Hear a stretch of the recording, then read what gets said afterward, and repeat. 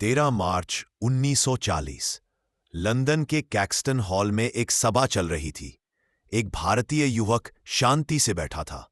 उसकी जेब में एक पिस्तौल थी और उसके दिल में 21 साल पुराना एक जख्म जो अब भी ताज़ा था। जब मंच से एक आवाज़ गूंजी, मैं अपने देशवासियों को बधाई देता हूं, तो वो युवक खड़ा हुआ और उसने गोलियां बरसानी शुरू कर दी। लेकिन ये कोई आतंकवादी हमला नहीं था। ये था इतिहास का सबसे बड़ा बदला जो 21 साल की तपस्या के बाद लिया गया था।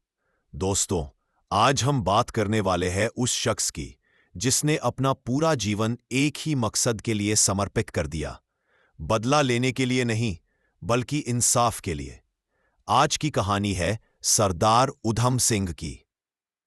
26 दिसंबर 1899 पंजाब के सुनाम गांव में एक सिख परिवार में एक बच्चे का जन्म हुआ। नाम रखा गया शेर सिंह। लेकिन ये वो नाम नहीं था जिससे इतिहास उन्हें जानता है। उनके पिता तहल सिंह रेलवे में काम करते थे और जब शेर सिंह छोटे थे तभी उनके माता पिता का देहांत हो गया। अनाथ हो चुके शेर सिंह को अमृतसर के खालसा ऑर्फनेज में भर्ती कराया गया। यहीं से शुरू हुआ उनका नया सफर। यही उन्हें नया नाम मिला, उधम सिंह। और यहीं से मिली उन्हें सिख धर्म की शिक्षा, गुरु ग्रंथ साहिब का ज्ञान और सबसे महत्वपूर्ण सेवा और बलिदान की शिक्षा। 13 अप्रैल 1919 बैसाखी का दिन। अमृतसर का जलियांवाला बाग लोगों से भरा हुआ था। हजारों लोग, मर्द, औरतें, बच्चे सभी एक साथ इकट्ठे हुए थे। कुछ लोग बैसाखी मनाने आए थे, कुछ लोग रॉलेट एक्ट के खिलाफ शांतिपूर्ण विरोध प्रदर्शन करने आए थे। लेकिन जो हुआ वो इतिहास का सबसे काला अध्याय बन गया। जनरल रेजिनाल्ड डायर, एक ब्रिटिश ऑफिसर, ने अपनी सेना के साथ जलियांवाला बाग को चारों तरफ से घेर लिया। उस बाग का एक ही मुख्य द्वार था और डायर ने बिना किसी चेतावनी के गोलियां चलाने का आदेश दे दिया।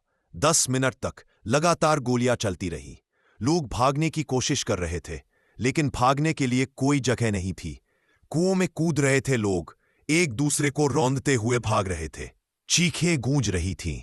आधिकारिक आंकड़े कहते हैं 370 लोग मारे गए, लेकिन हकीकत 1000 से भी ज्यादा थे वो जो कभी घर नहीं लौटे, और 1200 से ज्यादा घायल जिनके जख्म आज भी वक्त नहीं भर पाया।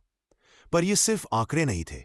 ये थे किसी के पिता, किसी की मां, किसी का बेटा, किसी की बेटी। हर चीख के साथ एक कहानी खत्म हो रही थी। और सबसे दर्दनाक बात, जनरल डायर, वो इंसान जिसने निर्दोषों पर गोलियां चलवाई, उसे कोई सजा नहीं मिली, बल्कि ब्रिटेन में उसका हीरो की तरह स्वागत हुआ। पर उस दिन भीड़ में एक नौजवान था।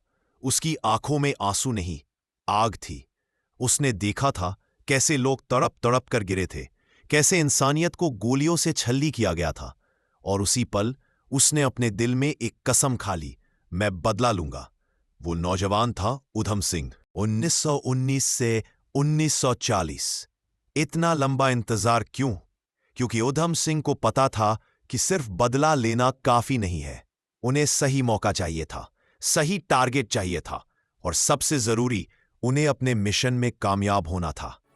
1920 में उधम सिंह ने भारत छोड़ दिया। क्यों? क्योंकि अंग्रेज उनकी तलाश कर रहे थे। उन्हें जलियांवाला बाग में मौजूद होने के शक में गिरफ्तार किया जा सकता था। वो पहुंचे अफ्रीका, फिर वहां से अमेरिका, फिर ब्राजील, फिर यूरोप। इन 21 सालों में उधम सिंह ने अलग अलग नौकरियां की, अलग अलग पहचान बनाई, अंग्रेजी सीखी, हथियारों की ट्रेनिंग ली और सबसे महत्वपूर्ण, इंतजार किया। उनका टारगेट था सर माइकल ओडवायर। क्यों ओडवायर? क्योंकि ओडवायर पंजाब के लेफ्टिनेंट गवर्नर थे और जलियांवाला बाग हत्याकांड के लिए वो असली जिम्मेदार थे। डायर ने गोलियां चलाई थीं, लेकिन ओडवायर ने उस आदेश को मंजूरी दी थी। डायर को तो रिटायरमेंट के बाद ब्रिटेन बुला लिया गया था, लेकिन ओडवायर, वो तो ब्रिटेन में बैठकर भारत के खिलाफ साजिशें रच रहा था। उधम सिंह ने फैसला किया, डायर को मारने से कोई फायदा नहीं, वो तो पहले से ही रिटायर हो चुका था। असली जिम्मेदार ओडवायर था और उसे मरना था। मार्च 1940 लंदन। उधम सिंह अब 40 साल के हो चुके थे। 21 साल का इंतजार अब खत्म होने वाला था। 13 मार्च 1940 कैक्सटन हॉल, लंदन का एक हॉल। यहां एक सभा होने वाली थी। ईस्ट इंडिया एसोसिएशन की मीटिंग हो रही थी और इस सभा में मुख्य अतिथि थे sir Michael O'Dwyer. Udham Singh भी वहां पहुंचे, एक साधारण भारतीय की तरह। किसी को शक नहीं हुआ। वो शांति से बैठ गए। सभा शुरू हुई। ओडवायर मंच पर आए। उन्होंने बोलना शुरू किया। वो अपने महान कार्यों की बात कर रहे थे। भारत में ब्रिटिश शासन की उपलब्धियां का बखान कर रहे थे। सभा खत्म हुई। लोग खड़े होने लगे और तभी उधम सिंह ने अपनी जेब से पिस्तौल निकाली और उन्होंने गोलियां चलानी शुरू कर दी। 1, 2, 3, 4, 5, 6, 7 गोलियां। ओडवायर जमीन पर गिर पड़े, लेकिन उधम सिंह रुके नहीं। उन्होंने और गोलियां चलाई, कुल 7 गोलियां। ओडवायर की मौके पर ही मौत हो गई, लेकिन उधम सिंह भागे नहीं। वो शांति से खड़े रहे, पिस्तौल नीचे रखी और बोले, मैंने अपना कर्तव्य निभाया है। मैंने उन लोगों का बदला लिया है जिन्होंने मेरे देशवासियों को मारा। वहीं मौजूद लोगों ने उन्हें पकड़ लिया। पुलिस आई और उधम सिंह को गिरफ्तार कर लिया गया। ट्रायल शुरू हुआ और यहां उधम सिंह ने जो किया वो सिर्फ एक मुकदमा नहीं था, ये था एक बयान। जज ने पूछा, तुमने ये क्यों किया?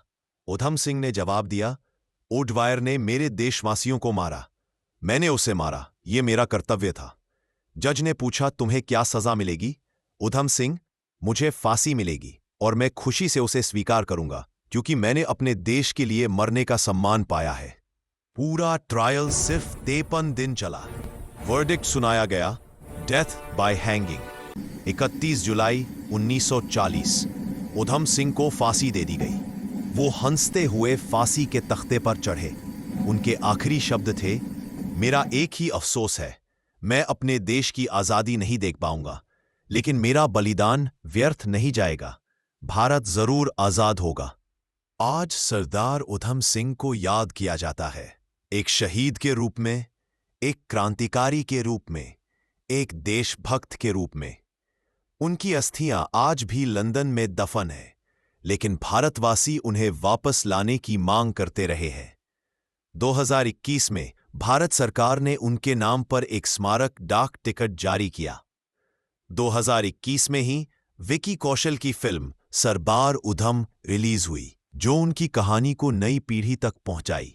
जलियांवाला बाग में आज भी उन हजारों शहीदों की याद में एक स्मारक है और उधम सिंह का नाम उन शहीदों में सबसे ऊपर है, क्योंकि उन्होंने जो किया वो सिर्फ बदला नहीं था, वो था इंसाफ, वो था साहस, वो था देशभक्ति और सबसे जरूरी वो था धैर्य। 21 साल का इंतजार एक पल के लिए, यही थी सरदार उधम सिंह की कहानी। एक अनाथ बच्चे से एक शहीद तक का सफर। दोस्तों, आज की कहानी से हमें क्या सीख मिलती है? धैर्य। उधम सिंह ने 21 साल इंतजार किया। संकल्प, एक बार फैसला किया तो पूरा किया। देशभक्ति, अपनी जान तक कुर्बान कर दी तो थक गया।